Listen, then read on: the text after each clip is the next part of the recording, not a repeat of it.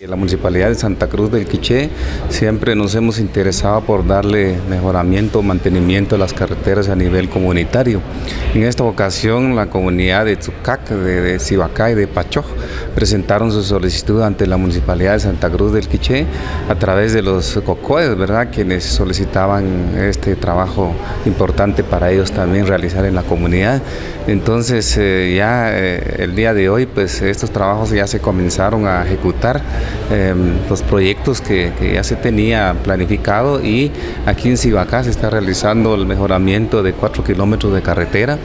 De igual manera pues en la comunidad de Pachoj de aproximadamente 2,5 kilómetros, y lo mismo con Tzucac, que también se va a ejecutar aproximadamente también 2,5 kilómetros de carretera. Nosotros le damos importancia a eso porque también la gente manifiesta de que ya va a empezar la lluvia, están preocupados, ¿verdad? Entonces viendo eso pues hemos acelerado todo el proceso, a los trámites correspondientes, y pensamos que también eso va a ayudar mucho a la comunidad al acceso también, ¿verdad? No solo para una emergencia que ellos puedan tener, sino también para los niños también que van a las escuelas, ¿verdad?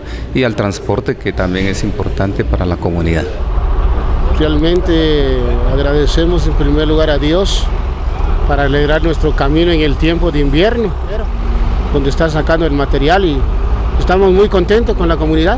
Muchísimas gracias. ¿Está muy malo este camino?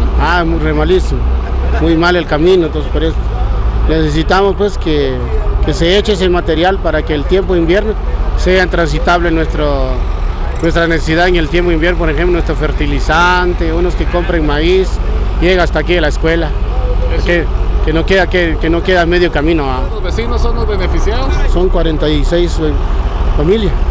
Ajá. Nosotros queremos que